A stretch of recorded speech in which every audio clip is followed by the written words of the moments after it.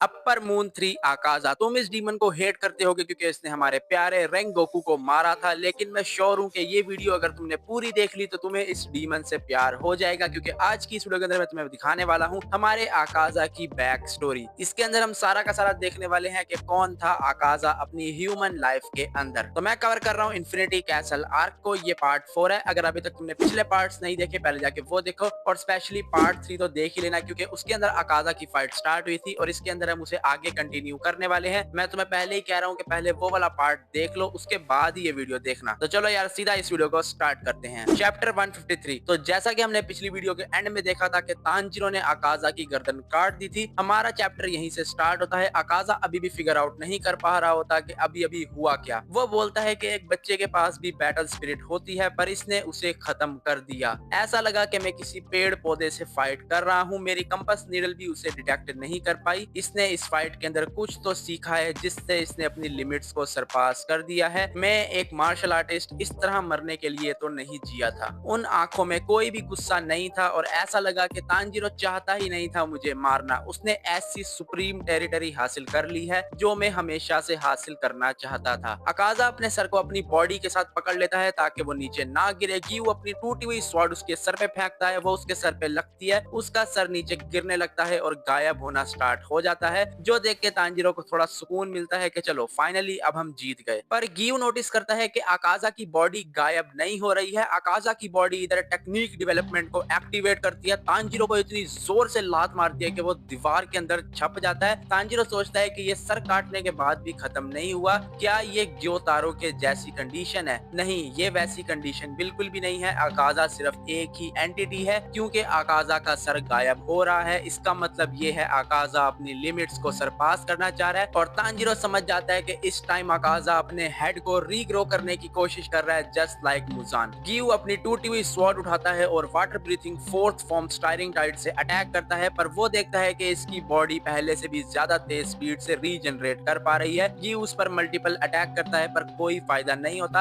आकाज़ा की body Tanjiro की तरफ बढ़ने लगती है। गियू बोलता है अगर तुझे तानजीरो को हाथ लगाना है तो पहले मुझे मारना होगा। हम किसी की आवाज सुनते हैं जो बोलता है कि हम लोग समुराई नहीं हैं, हम कटाना का यूज नहीं करते, हम सिर्फ अपने हाथों का यूज करते हैं और हमारी कटाना हमारे दिल के अंदर होती है। तभी यहाँ पे एक लड़की की सोल हमें दिखाई जाती है जो आकाज़ा का हाथ पकड़ लेती है और उसे बोलती है हाकुजी सान अब रुक जाओ। चैप्टर 154। गियू सोचता है कि ये कंडीशन बिल्कुल भी अच्छी नहीं है। मुझे मेरे लेफ्ट कान से कुछ भी सुनाई नहीं दे रहा और मेरा जो राइट आर्म है वो भी नहीं चल रहा, वो भी बिल्कुल नहीं हिल रहा। पर अब मैं अपने दोस्तों को और मरने नहीं दूंगा। मैं तानजीरो को प्रोटेक्ट करूंगा जैसे साबितों ने मुझे किया था। इधर ये लड़की आकाज़ा से बोलती है कि चलो चलें। वो बोलता है पर कहां, मुझे इन लोगों को मारना है। वो बोलती है पर तुम्हें क्यों मारना है? आकाज़ा बोलता है क्योंकि मुझे स्ट्रॉन्ग बनना है। वो पूछती है पर तुम्हें स्ट्रॉन्ग क्यों बनना है? आकाज़ा बोलता है अगर मैं स्ट्रॉन्ग नहीं बनूंगा तो मैं अपने फादर के लिए मेडिसिन कैसे लेके जाऊंगा। और इसी पॉइंट से स्टार्ट होती है हमारे आकाज़ा की बैक स्टोरी। हम लोग एक हाकुजी नाम के बच्चे को देखते हैं जिसने चोरी की है और गांव वालों ने उसे बहुत ज्यादा मारा है और वो उसे गांव के लीडर के पास ले आते हैं और ये लोग उसकी बॉडी के ऊपर कुछ टैटूज बना देते हैं। और इन टैटूज का मतलब ये है कि ये बच्चा क्रिमिनल है, जिसका मतलब आकाज़ा की बॉडी पे जो टैटूज है उनका कोई मीनिंग है। पर इतना पिटने के बाद भी हाकुजी हंस रहा होता है, तो वो लीडर बोलता है कि तुम सिर्फ 11 साल के बच्चे हो और इतनी मार खाने के बाद भी तुम हंस रहे हो, तुम एक डीमन चाइल्ड हो। वो लोग इसे छोड़ देते हैं। ये घर जाने लगता है पर रास्ते में इसे कोई मिलता है जो बताता है कि तुम्हारे फादर ने सुसाइड कर ली है। नेक्स्ट हम लोग एक ग्रेव का सीन देखते हैं जहाँ पे हाकुजी खड़ा है और उसे अपने फादर का आखिरी लिखा हुआ लेटर मिलता है जिसमें उन्होंने बोला है कि मैं तुम्हारे ऊपर एक बोझ था, तुम मेरी दवाइयां लाने के लिए चोरी किया करते थे जो मैं नहीं चाहता और मैं बिल्कुल भी नहीं चाहता कि तुम मेरी वजह से चोरी करो, और मैं बस ये चाहता हूँ कि तुम एक अच्छी और बेटर लाइफ जियो। हाकुजी को बहुत गुस्सा आता है कि उसके फादर ने ऐसा क्यों किया। वो ये बोलता है कि मैं उनके लिए अपनी हड्डियां तक तुड़वा सकता था, वो मेरे ऊपर एक बोझ बिल्कुल भी नहीं थे। हम कुछ टाइम बाद का सीन देखते हैं जहाँ पे हाकुजी कुछ लोगों को बहुत बुरी तरह से मार रहा होता है। तभी यहाँ पे एक बंदा आता है जो हाकुजी की फाइटिंग स्किल्स की तारीफ करता है और बोलता है मुझे बताया गया था कि कुछ अडल्ट्स मिलके एक बच्चे का खून करने वाले हैं, पर यहाँ पे तो बच्चे ने उन्हें पेल दिया। वो बंदा हाकुजी से उसका डोजो ज्वाइन करने के लिए बोलता है। वो उसे बोलता है तुम्हारे टैटूज देखकर लगता है तुम एक ईगो क्रिमिनल हो। हाकुजी उस पर अटैक करता है पर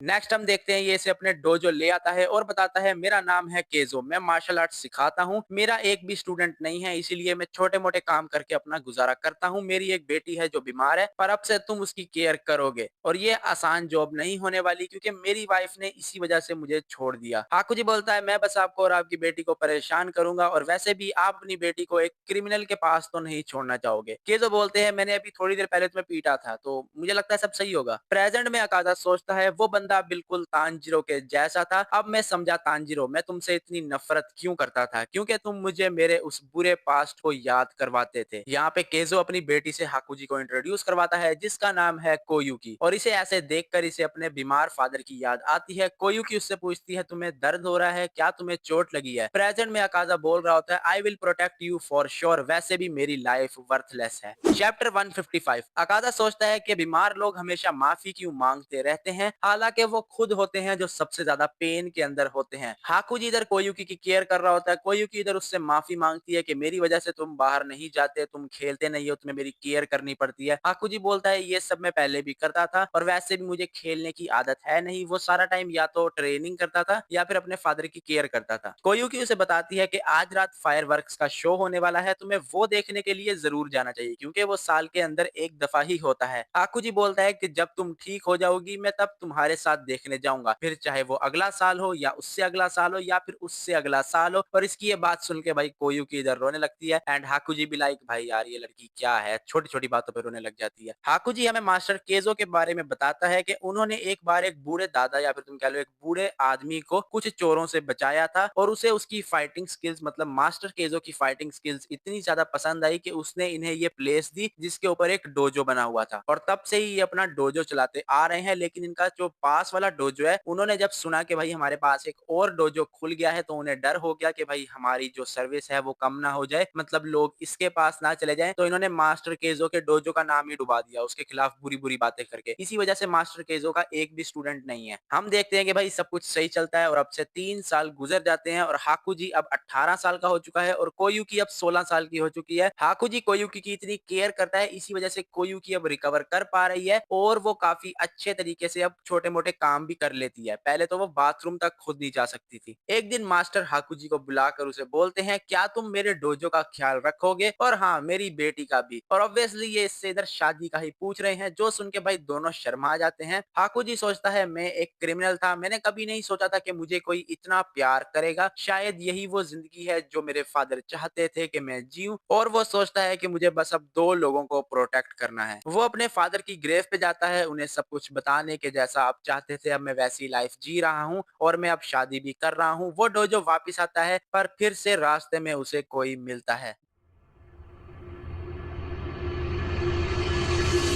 जो उसे बताता है कि तुम्हारा साथ वाला डोजो तुमसे और तुम्हारे मास्टर से इतने जेलस हो गए थे, वो तुम्हें हरा नहीं पा रहे थे, इसीलिए उन्होंने कुएं के अंदर पॉइजन मिला दिया जिसका पानी पीकर मास्टर और तुम्हारी कोयुकी दोनों मर गए। हम एक फ्लैशबैक देखते हैं जहां पर हाकुजी और कोयुकी फायरवर्क्स का शो देखने गए थे इस साल। कोयुकी उसे अपने बचपन की बात याद दिलाती है जब हाकुजी ने उसे बोला था कि जब तुम ठीक हो जाओगी मैं उससे अगले साल या फिर उससे अगले साल चलेंगे हम लोग। पर हाकुजी को ये बात बिल्कुल याद नहीं थी क्योंकि ये एक छोटी मोटी सी ही बात थी, पर कोयुकी के लिए ये बात बहुत मैटर करती थी, इसीलिए उसे अब तक ये याद है। वो बोलती है कि मैंने कभी नहीं सोचा था कि मैं यहाँ पर आ भी पाऊंगी। मेरी जो माँ थी उन्होंने खुद को ही मार लिया था क्योंकि उन्हें बिल्कुल भी यकीन नहीं था कि मैं सरवाइव कर पाऊंगी और वो मुझे मरता हुआ नहीं देख सकती थी। मेरे फादर भी ये चीज जानते हैं कि मैं मरने वाली थी, लेकिन फिर भी वो हमेशा स्माइल करते रहते थे। पर सिर्फ तुम एक थे जिसने मेरा फ्यूचर देखा। और वो उससे पूछती है उधर will you be my husband. हाकुजी बोलता है यस, मैं स्ट्रॉन्ग बनूंगा और मैं तुम्हें लाइफ टाइम के लिए प्रोटेक्ट करूंगा। पर एंड में बस सिर्फ ये प्रॉमिस ही होके रह गया, हाकुजी कभी ऐसा कर ही नहीं पाया। जिसके बाद हमें एक इंसिडेंट के बारे में बताया जाता है जो कि बहुत ज्यादा टेरिफाइंग है। हमें इधर बताया जाता है कि एक लड़का जो कि 18 या फिर 19 साल का था, वो एक डोजो के अंदर इंटर करता है और वहां पे मौजूद टीचर्स और स्टूडेंट्स को मिला के 67 लोग थे और वो 18 साल का लड़का सिर्फ अपने हाथों का यूज करके उन सबको मार देता है। और उसने मारा कैसे है कि उनका दिमाग, उनकी पसलियां, उनकी आंतड़ियां, फेफड़े सब कुछ उसने बाहर निकाल दिया। और तुम पैनल्स भी देख सकते हो कि कितने ब्रूटल वे के अंदर मारा है। और वहां पर जो मेड काम करती थी ये सब कुछ उसके सामने हुआ था और ये देखने के बाद उसने अपना माइंड ही लॉस्ट कर दिया, मतलब वो पागल हो गई उसने जब ये सीन अपनी आंखों से देखा। और ये इंसिडेंट इतना ज्यादा टेरिफाइंग था कि जो विलेज का क्रिमिनल रिकॉर्ड बुक होती है, इसको उससे ही मिटा दिया गया कि भाई ये तो कोई एक्सेप्ट ही नहीं करेगा कि ऐसी चीज भी हो सकती है। हम लोग इधर हाकुजी को देखते हैं जो कि फुल खून के अंदर लथपथ होता है और इन सबको टपकाने के बाद वो बाहर आता है और उसे इधर मिलता है मुजान किबुत्सुजी। हाकुजी मुजान पर अटैक करता है पर मुजान उसके सर के अंदर ही अपना हाथ आर पार कर देता है और उसे बोलता है कि मैं 12 किजुकी बनाना चाहता हूँ, क्या तुम मेरी इसमें मदद करोगे? और हाकुजी बोलता है मुझे अब कोई फर्क नहीं पड़ता। और इस पॉइंट पे वो बन चुका था आकाजा और वो हाकुजी नहीं रहा था। आकाजा सोचता है कि एक डीमन बनने के बाद भी मुझे स्ट्रॉन्ग बनना था, पर अब इसका कोई फायदा नहीं है क्योंकि मेरे पास प्रोटेक्ट करने के लिए कोई था ही नहीं। मैंने इतने सारे मासूम लोगों की जान ली और आखिर में ये बस एक बेकार कहानी ही बनकर रह गई। चैप्टर 156। अकादा सोचता है मैं वहां पर तो नहीं पहुंच पाऊंगा जहां पर वो तीनों गए हैं, अगर मैं मरा तो मैं हेवन के अंदर तो नहीं जाने वाला। हम लोग तांजीरो को देखते हैं जिसको होश आ चुका था और वो जो अपनी आंखों के सामने देखता है वो देख के उसकी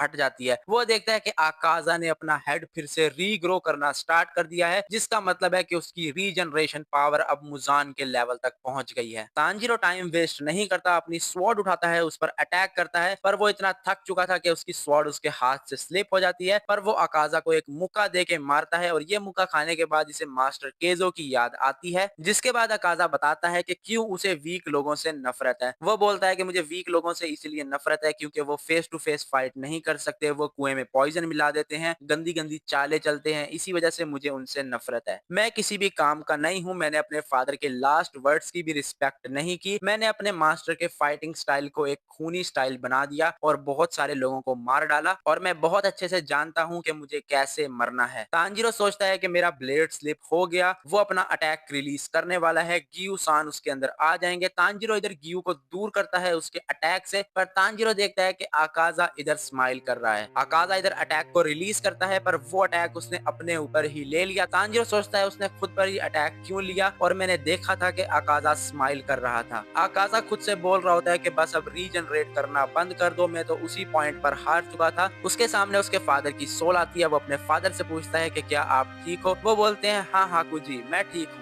थैंक यू। अकाजा अपने डैड से माफी मांगता है जो कुछ उसने किया। मास्टर केजो की सोल उसके सामने आती है जो उसे बोलते हैं कि इस सब से कोई फर्क नहीं पड़ता, तुमने क्या किया, अब हम तुम्हें अकेला नहीं छोड़ेंगे, पर ये है कि तुम हेवन के अंदर तो नहीं जा पाओगे। तभी अकाजा के सामने मुजान आ जाता है जो उसकी मुंडी पकड़ के बोलता है कि तू मेरा नौकर है, मेरे पास ही रहेगा। पर तभी उसके सामने कोयुकी की सोल आती है और मुजान का कंट्रोल आकाजा पर से हट जाता है और हम इधर देख पाते हैं कि आकाजा जो है वो हाकुजी के अंदर बदल चुका है। हाकुजी इधर उससे रोकर माफी मांगता है कि मुझे माफ कर देना, मैं तुम्हें प्रोटेक्ट नहीं कर पाया और जो मैंने वादा किया था मैं वो पूरा नहीं कर पाया। कोयुकी बोलती है कुछ नहीं होता, मुझे खुशी है कि तुमने हम सबको फिर से याद कर लिया और मुझे खुशी है कि तुम पहले वाले हाकुजी सान बन गए, वेलकम बैक माय हस्बैंड। और इधर आकाजा की बॉडी गायब होने लगती है, जिसका मतलब upper moon 3 Akaza is finally dead now. और इसी के साथ ये चैप्टर एंड होता है और हमारे आकाजा की फाइट भी। तो कमेंट बॉक्स के अंदर बताओ क्या अभी भी तुम आकाजा को हेट करते हो कि उसने हमारे रेंगोकू को मार दिया। देखो आकाजा एक ऐसा विलन है जिसको तुम विलन नहीं बोल सकते, he is a broken hero. मैं तो यही बोलूंगा भाई, तुम्हारा क्या ओपिनियन है कमेंट बॉक्स में बता देना। बाकी वीडियो कैसी लगी वो भी बता देना और अगर और वीडियोस मेरी देखना चाहते हो तो चैनल पे जाओगे, अवेलेबल है, तुम्हें मिल जाएंगी। बाकी मैं मिलता हूँ तुम लोगों से नेक्स्ट वीडियो के अंदर। सायोनारा, टाटा, बाय बाय, गुड बाय।